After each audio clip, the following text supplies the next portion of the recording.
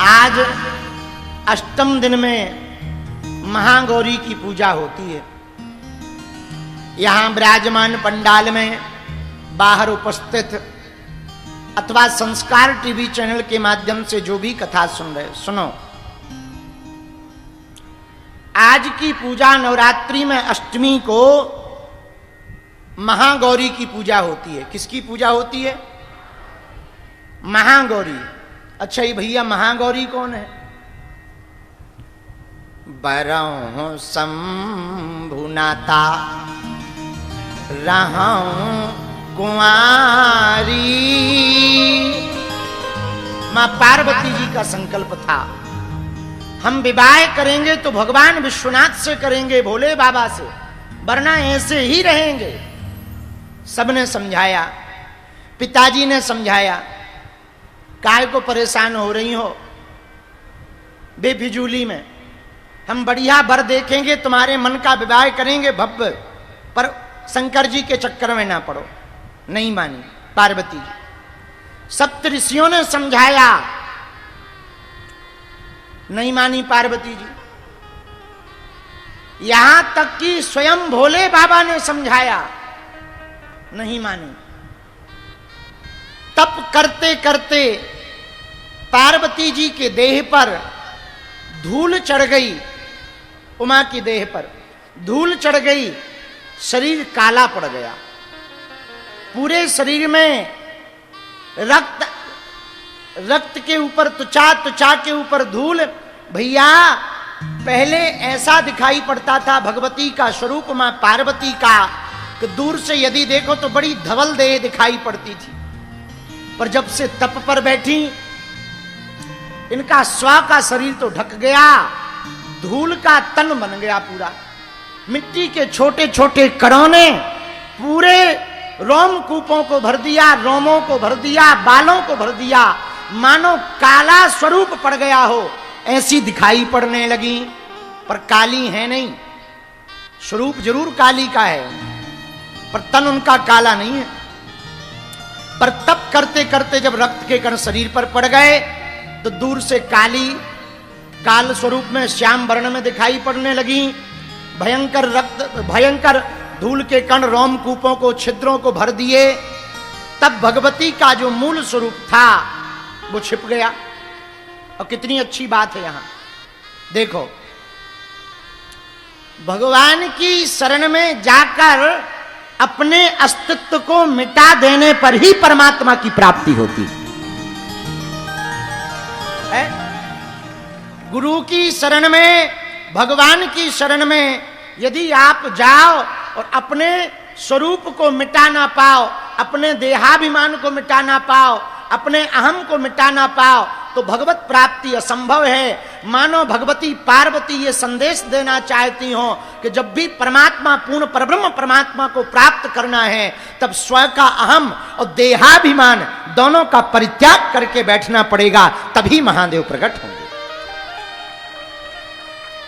लेकिन जैसे ही भगवान शंकर प्रकट भये, खूब परीक्षा ली, पार्वती जी नहीं मानी, हम तो विवाह करेंगे तो भोले बाबा से ही करेंगे।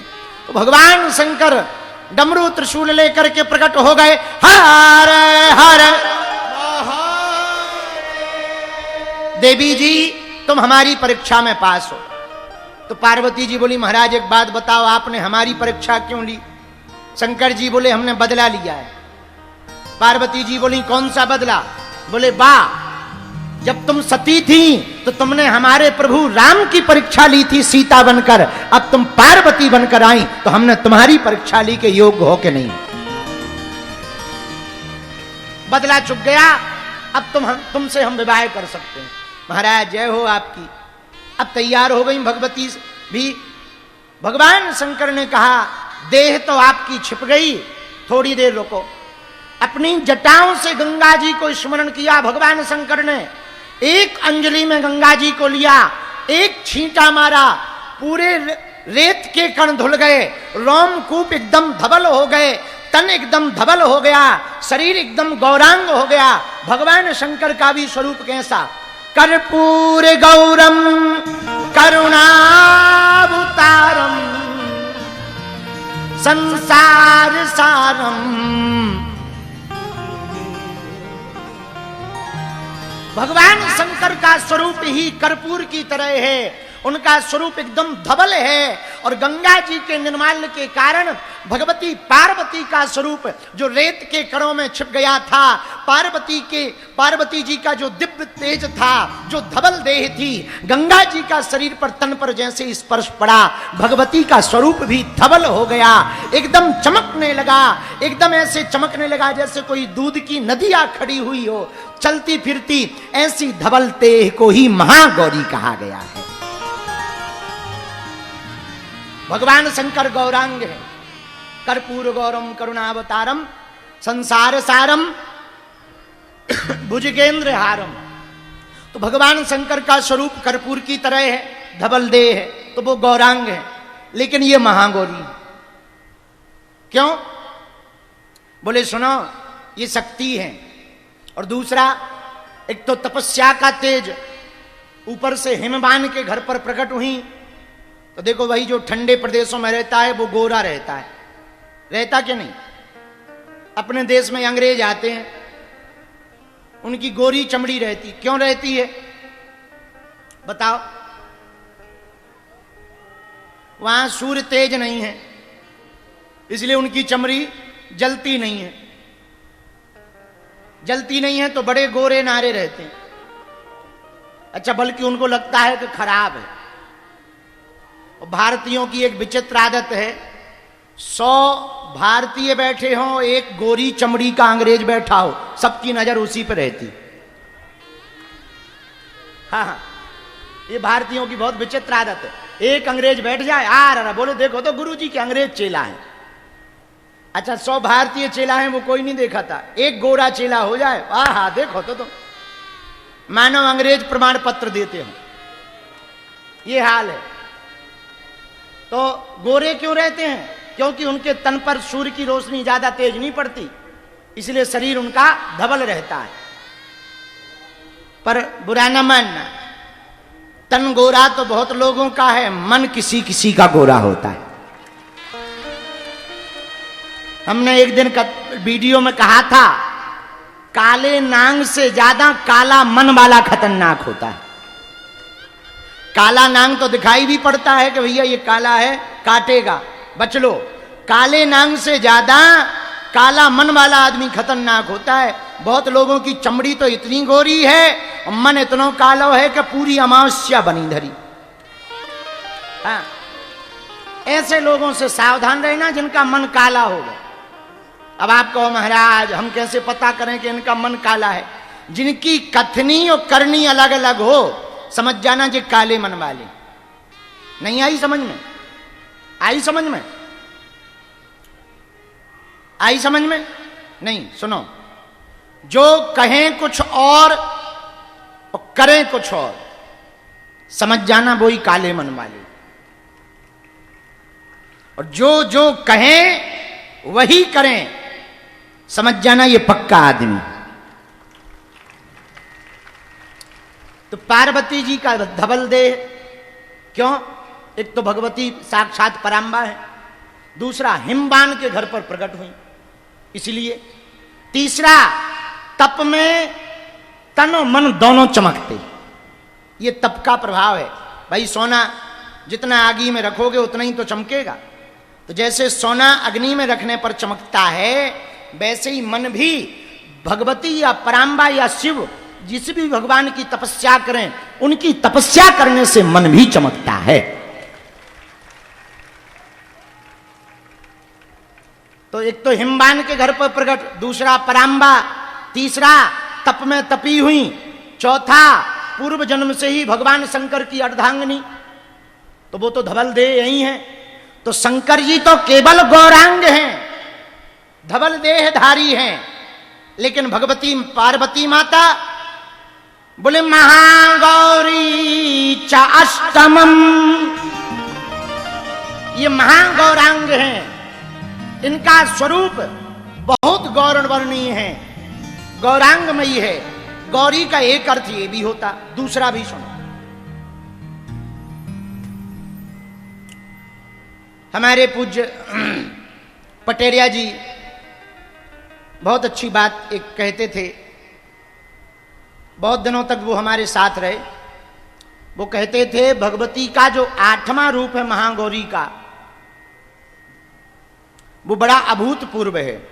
हमने कहा कैसे? बोले जो महागौरी के दर्शन कर लेता है या महागौरी की पूजा करता है, उसे गो हत्या, उसके द्वारा अनजाने में हुए पाप तो नष्ट होते ही हैं, जानबूझकर यदि गो हत्या का भी पाप लग गया हो तो महागौरी की पूजा करने से वो नष्ट हो जाता है। तो हमने पूछा क्यों? तब उन्होंने एक बहुत अच्छा तर्क दिया।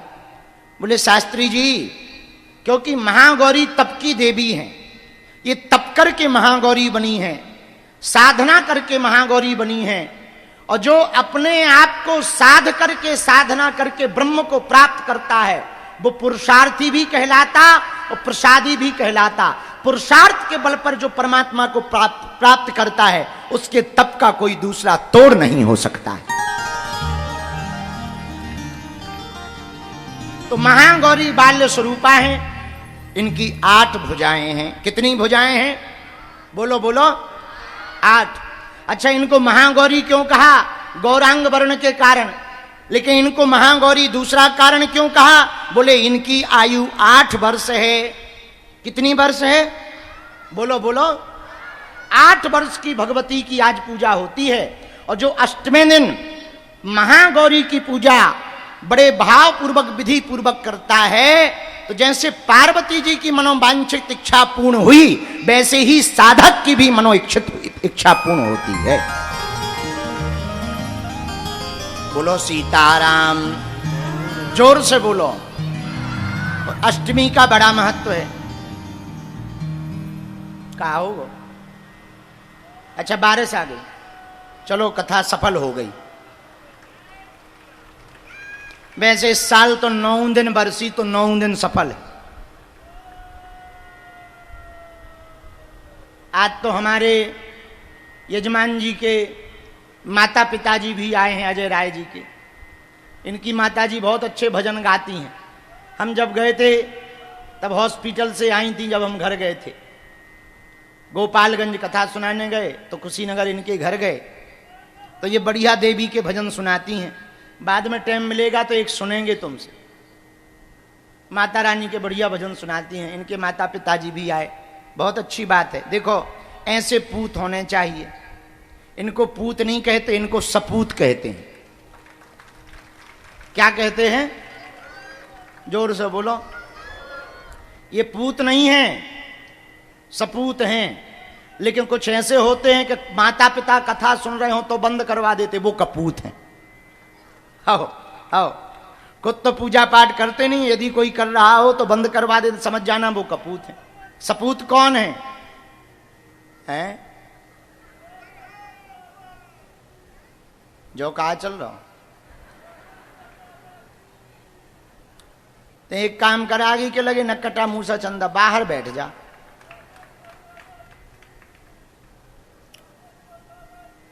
एक मुंह में टैप तो लगा दो।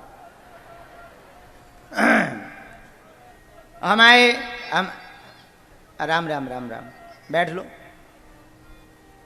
हमारी माता जी कहती थी,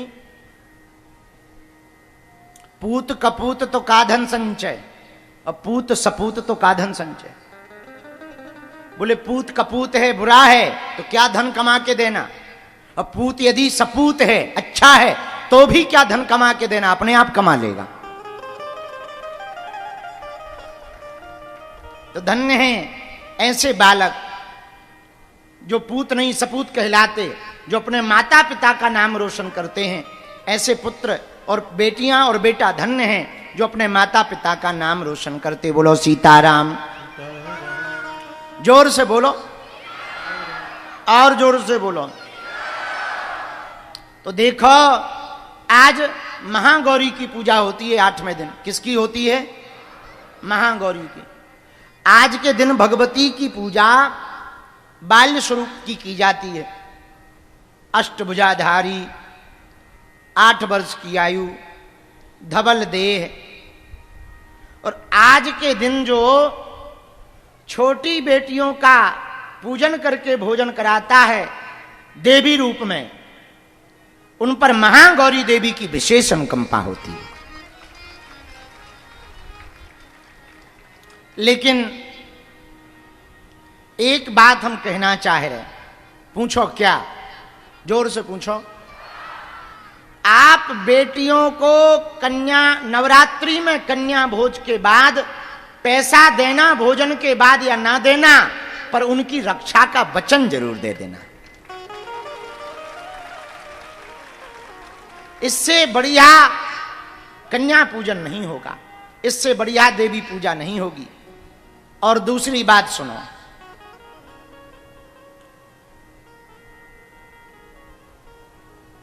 पात्र बनोगे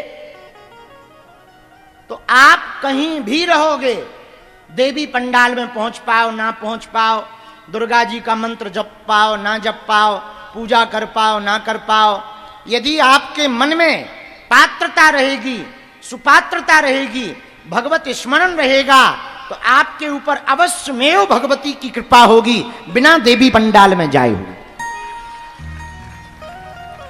मान लो आप देवी पंडाल नहीं जा पा रहे, तो क्या देवी उन्हीं पर कृपा करती है जो पंडाल जाती? नहीं, बुरा ना मानना, हमें कहना नहीं चाहिए, पर अब हम रोक नहीं पा रहे अपने आप।